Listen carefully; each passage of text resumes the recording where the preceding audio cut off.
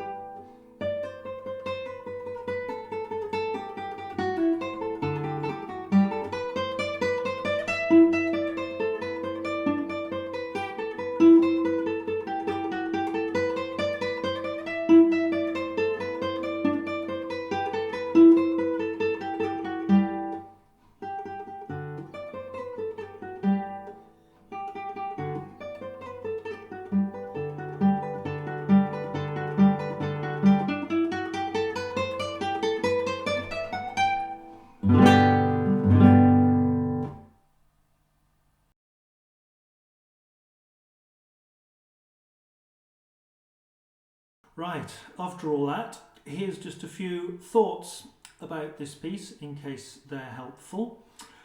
Firstly, in case it's not really obvious, the big thing about this piece and the others in the Opus 34 collection and in quite a lot of the Carulli duets is that they're meant to be what you call a kind of democratic way of doing it. So guitar 1 takes the tune, guitar 2 takes the tune.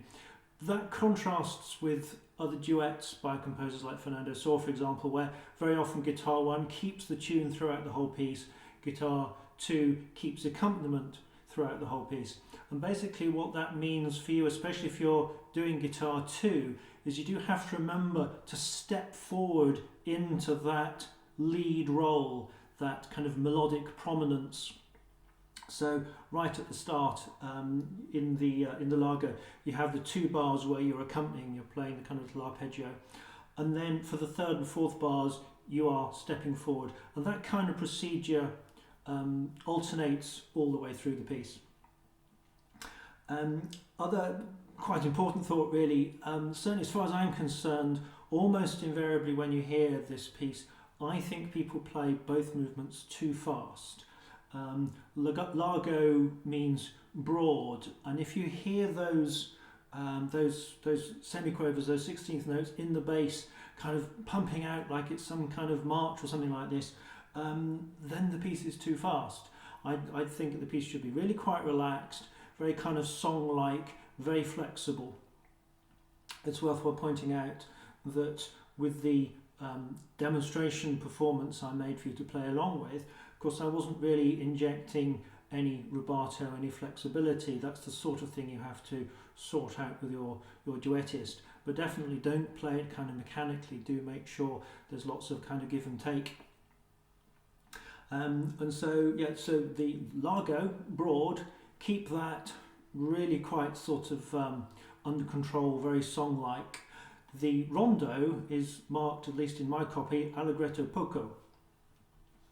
Let me just double check that. It says allegretto poco. Allegretto, a bit lively. Poco, slightly. It really shouldn't be played at a true allegro. I don't think the composer really seems to be asking for that. And in fact, the whole nature of the piece, it's more of a kind of sort of running around, but not in any kind of frantic, sort of desperate hurry to get anywhere. It's relaxed, it's jovial. Of course, it's got to move along, it's got to be fast enough. But again, quite often you'll hear people play this at a really kind of fast lick, and I think that kind of ruins it quite a lot. Even with the Rondo, there is quite a lot in this movement that is really quite song-like, and obviously that tends to disappear if the piece is just going too fast. A couple of other little things to think about, relating really to that democratic way of organising how the melodic material is shared out, is if you just recognise that there are basically 3 functions that at any time you might be called upon to play. So with guitar 2, right at the beginning, you're playing this accompanying figure like that. Okay, that's a broken chord, it's an arpeggio. So basically you're going to make sure all of those notes keep ringing. Now you can argue that sometimes you might want to release the low bass note, or you could keep them on. But basically in that broken chord texture, it's a harmonic texture, you're aiming for notes to sustain. Conversely, wherever you're playing just the tune, almost invariably, and let's say invariably, you will keep it melodic, i.e. you only hear one note at a time, so you don't allow notes to overlap. Now, there's a third kind of sort of texture to the piece which happens, for example, in the second section, the B section of the Rondo, after about 8 bars, where both guitars are playing these descending lines of semiquavers or 16th notes, and so clearly there you're both being melodic. Now obviously whoever is playing the upper voice probably wants to be slightly more prominent, but they are both effectively doing the same thing, running along in thirds like that. There's a couple of places in both the movements where you could be really quite thoughtful about your fingering to make sure that you don't hamper your movement from chord to chord. So in guitar 2, after you've played this, if you use your first finger on that last note and then have to jump it over to the next chord, you will tend to cause a bit of a stutter between there. If you use your second finger on the last note, you should be able to move more smoothly across. Similar things happen in one or two other places. There's another consideration, a rhythmical consideration. Right at the beginning, guitar 1 is playing this dotted rhythm, 1 and 2 and 3 and like that. And of course, because guitar 2 is playing the accompaniment with semiquavers or 16th notes, the dotted rhythm, the last note in the rhythm, will coincide with that fourth note that you play in the beat. Now, 4 bars from the end of the Largo, you're playing the dotted rhythm,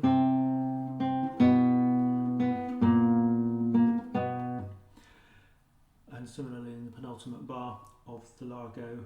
But here, guitar 1 is playing sextuplets. 1, 2, 3, 4, 5, 6, 1, 2, 3, 4, 5, 6.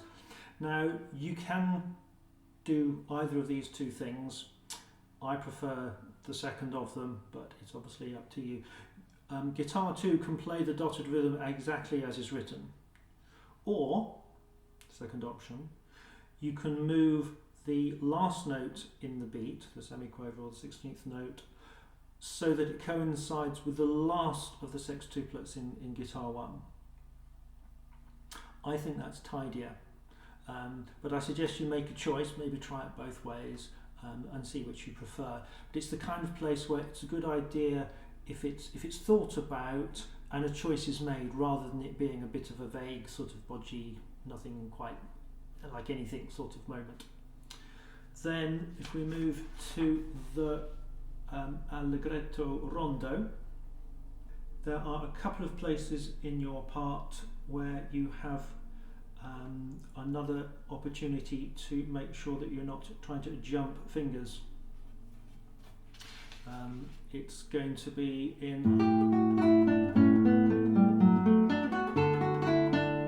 there. So this is 1, 2, 3, 4, 5, 6, 7, 8. It's about the 10th bar of the B section. You've got a D followed by a G. If you jump the same finger across, that's not going to come out very well because it's going to stutter and it might be unreliable. So simply use a different finger, maybe finger 2 going to finger 3, or finger 1 going to finger 2. And then you have exactly the same thing where the melodic idea is moved up when you are in the C section, when you are going. Again, you either do 2 going to 3 or 1 going to 2. Other generic point, I mean it applies in the Largo, but it definitely applies in the Rondo. There are many places where you are given some quite short time values followed by rests. For example, a quaver 8th note at the beginning of the bar followed by rests for the rest of the bar. These really matter. I think sometimes when you're looking at guitar pieces, you look at rests and you think, well, it doesn't really mean that. It's just like it's saying it's a space, so it's telling me where the next note is in the bar. I think in these places, and it's especially worth thinking, okay, like when it's open strings, and you know, if you don't do anything, then the notes will keep ringing and it will cloud the texture. So pay a lot of attention to those places where you get rests. So say sometimes it's for 3/4 of the bar in the Rondo, sometimes it's just the last quaver 8th note in the bar. So, but certainly, yeah, it does apply in the Largo as well, especially when you get these chords.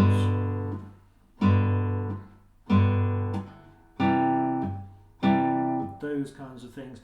It's a way of punctuating and articulating the texture, and it really does make a difference. Just try it and make sure it happens. Almost invariably in those contexts, certainly with these chords, it's not exactly difficult. You just put the right hand fingers that have just played the chord back on again, you wait, and then you play at the right time.